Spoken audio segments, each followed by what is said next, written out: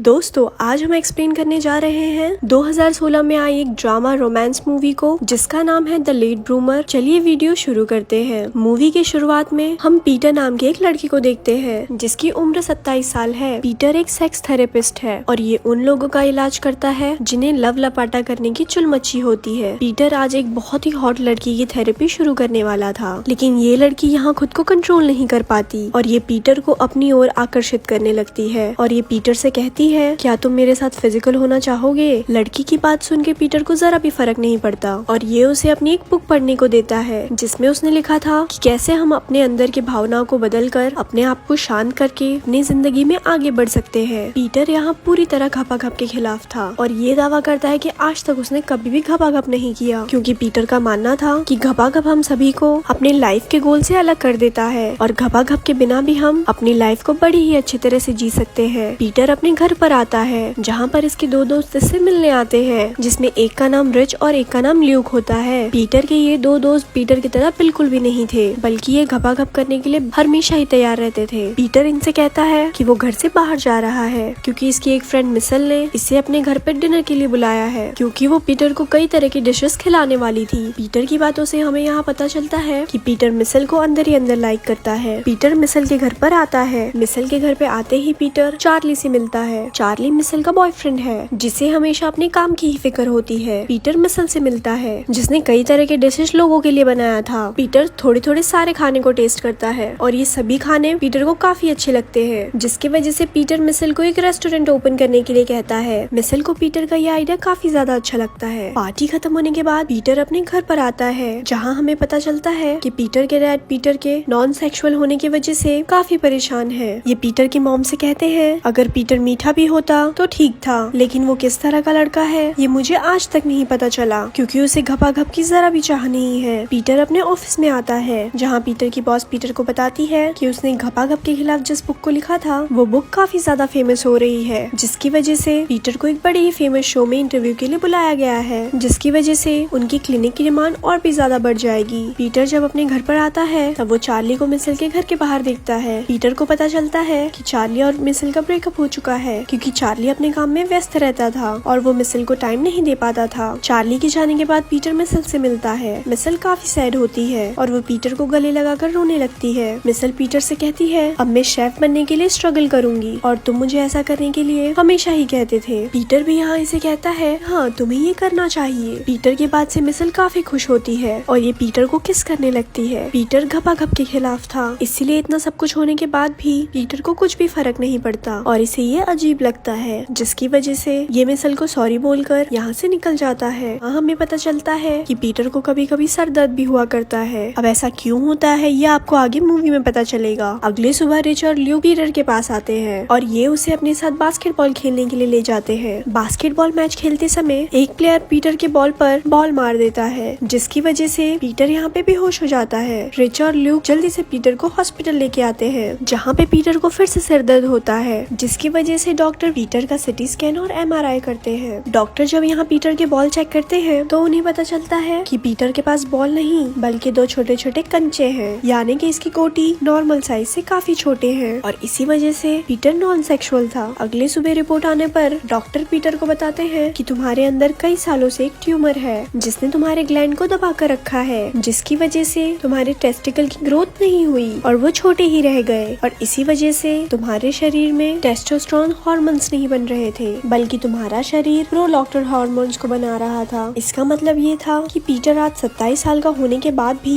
इसका नुन्नू खड़ा नहीं होता था और इसी वजह से आज तक कभी भी पीटर को घपाघप करने की इच्छा नहीं हुई और ये घपाघप के बारे में अलग अलग किताबों को लिखता गया। डॉक्टर पीटर से कहता है कि वो पीटर का ऑपरेशन करके उसकी ट्यूमर को बाहर निकालेंगे, जिसके बाद पीटर अपने लाइफ को एंजॉय कर पाएगा। डॉक्टर की बात सुनकर पीटर काफी खुश होता है, क्योंकि अभी तक पीटर को लग रहा था कि वो घपाघप ना करके लोगों को बदल रहा है। डॉक्टर पीटर का ऑपरेशन करते हैं और पीटर का ऑपरेशन सक्सेसफुल हो जाता है और सभी लोग पीटर को उसकी नई जिंदगी में वेलकम करते हैं। हॉस्पिटल के बाद पीटर अपने पेरेंट्स के घर पर रुकता है ताकि ये जल्दी से ठीक हो सके। पीटर अडल्ट मैगजीन को देखकर अपने सोए हुए अरमानों को जगाने की कोशिश करता है, लेकिन इसका कुछ भी असर नहीं पड़ता। अगले दिन इसके दोनों दोस्त इससे मिलने आते हैं और वो अपने साथ एक स्ट्रिपर को भी लेके आते हैं ताकि ये लड़की पीटर के सोए हुए अरमानों को जगा दे। ये लड़की पीटर को काफी ज्यादा ज्यादा उकसाती है और ये अपने अंगों की तरंगों से पीटर को मजा लेने के लिए कहती है, लेकिन पीटर बेचारा खड़ा ही नहीं हो पाता। लेकिन उसके दोस्त ल्यूक का बाहर ही खड़ा हो जाता है। अंदर ये लड़की पीटर को खड़ा करने के चक्कर में बेचारी खुद ही बैठ जाती है। अगली सुबह पीटर जब सोकर उठता है तब ये नीचे आता है। पीटर को देख के उसकी फैमिली खुश हो जाती है क्योंकि अब पीटर का नुन्नू स्टैंड हो चुका था। इसका मतलब पीटर अब छोटा बच्चा नहीं रहा। पीटर जल्दी से तैयार होकर अपनी लाइफ को शुरू से जीने के लिए घर से बाहर जाता है। पीटर जब अपने घर पर आता है तब ये देखता है कि इसका दोस्त ल्यूक एक लड़की के साथ फिजिकल हो रहा था। पीटर इन्हें यहाँ से जाने के लिए कहता है। पीटर देखता है कि इसका स्पाइडरमैन अभी भी खड़ा है तो ये उसे बैंड करने के लिए जल्दी से टॉयलेट में जाकर हिलाता है। पीटर अपनी नई जिंदगी में अपने अंदर की आग को मिटाने के लिए दिन में कई बार हिलाने लगता है। एक दिन मिसल पीटर से मिलती है और कहती है कि वो एक कुकिंग चैलेंज में हिस्सा लेने जा रही है और अगर इसने उस चैलेंज को जीत लिया तो इसे लॉस एंजलिस के एक बड़े होटल में काम करने का मौका मिलेगा और ये वहाँ से अपने शेफ बनने की शुरुआत कर सकती है। इसलिए अब ये कुछ दिनों तक बाहर ही रहेगी। ये सुनकर पीटर को अंदर से तो काफी दुख होता है, लेकिन ये उसे दिखाने के लिए वो एकदम से खुश हो जाता है। पीटर जब ऑफिस आता है तब ये अपने एक पेशेंट से मिलता है। अपने पेशेंट की बात सुनकर पीटर को घपाघप करने की उत्तेजना होने लगती है, लेकिन इसे कुछ चिड़चिड़ापन भी होने लगता है। पीटर डॉक्टर के पास आता है और पूछता है कि इसके साथ ऐसा क्यों हो रहा है और इसे घपाघप को लेके इतनी उत्तेजना क्यों हो रही है। इस पे डॉक्टर इसे बताते हैं कि तुम्हारे अंदर टेस्टोस्टेरोन हार्मोन्स 15 साल बाद बनना शुरू हुए हैं, इसीलिए ये सब तुम्हारे शरीर में इतनी तेजी से हो रहा है। मतलब कि तुम्हारा तो अब कहीं पर भी फायर होने के लिए तैयार है और तुम्हारे शरीर में हार्मोन्स देरी से बनना शुरू हुआ है, इसलिए तुम्हारे अंदर कुछ साइड इफेक्ट्स भी होंगे, जैसे आवाज भारी होना, चिड़चिड़ाहट होना, घपाघप की उत्तेजना होना जैसी समस्या है। लेकिन तुम घबराना मत, सब ठीक हो जाएगा। शाम के टाइम पीटर मिसल से बात करता है। वो उसकी कंपटीशन के बारे में पूछता है। मिसल यहाँ किसी दूसरे के बारे में बात करती है, जिसकी वजह से पीटर को थोड़ा जलन महसूस होती है। अगले दिन पीटर रेडियो पे अपना इंटरव्यू देने जाता है, लेकिन इंटरव्यू के समय पीटर की आवाज में बदलाव आता है और ये इंटरव्यू पूरा नहीं कर पाता।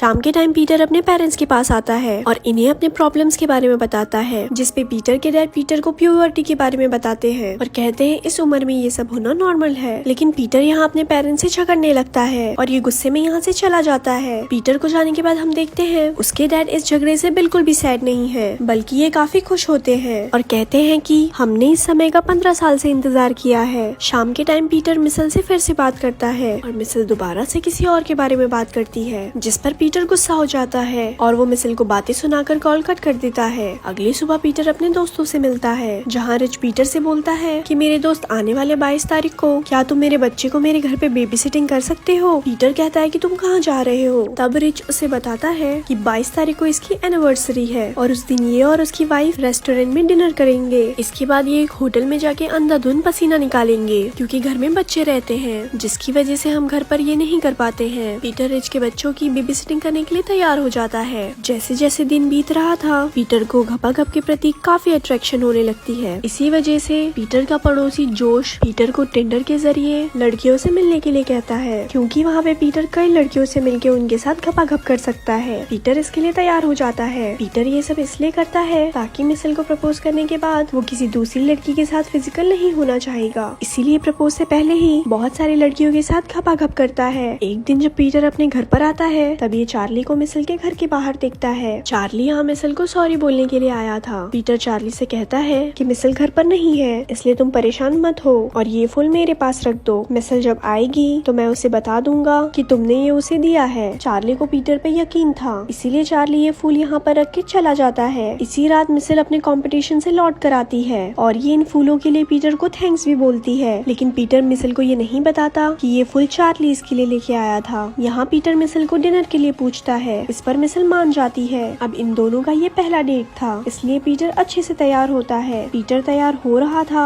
कि तभी इसका दोस्त रिच इसे कॉल करता है और वो अपने बच्चों की बेबी सिटिंग करने के लिए उसे बुलाता है, लेकिन पीटर भूल गया था कि आज 22 तारीख है। पीटर इससे कहता है कि सॉरी, आज मैं नहीं आ सकता क्योंकि मैं आज मिसल को डेट पर लेके जा रहा हूँ। इस पर रिच काफी गुस्सा हो जाता है और पीटर एक बच्चे की तरह रिच से झगड़ता है। इसके बाद पीटर मिसल को एक फेमस रेस्टोरेंट में लेके आता है। इस पर मिसल काफी इम्प्रेस होती है क्योंकि इस रेस्टोरेंट में टेबल मिलना काफी मुश्किल होता है। पीटर यहाँ मिसल के सामने एक बिगड़े हुए लड़की की तरह व्यवहार करता है क्योंकि वो मिसल को दिखाना चाह रहा था कि वो पहले का पीटर नहीं है, बल्कि अब ये बदल चुका है। मिसल को पीटर का ये व्यवहार काफी अजीब लगता है। ये दोनों डिनर शुरू करने ही वाले थे कि तभी यहाँ पर रिच और उसकी वाइफ आ जाते हैं और हम हमें यहाँ पता चलता है कि जिस टेबल पर ये दोनों बैठे हैं उस टेबल को रिच ने अपने और अपने वाइफ के लिए बुक की थी, लेकिन पीटर ने उस रिजर्वेशन को चुरा लिया और यहाँ पर आ गया क्योंकि पीटर को लग रहा था कि रिच अपने बच्चों को छोड़कर यहाँ पर नहीं आएगा। लेकिन रिच कहता है लास्ट समय पर ल्यूक मेरे बच्चे की बेबी सिटिंग करने के लिए आ गया क्योंकि वो पीटर की तरह एक धोखेबाज नहीं है। ये सारी बातें सुनकर मिसल यहाँ से उठकर जाने लगती है। पीटर मिसल को रोकता है, लेकिन मिसल उससे कहती है कि अभी कुछ देर पहले ही मुझे चार्ली का मैसेज मिला जिसमें उसने बताया था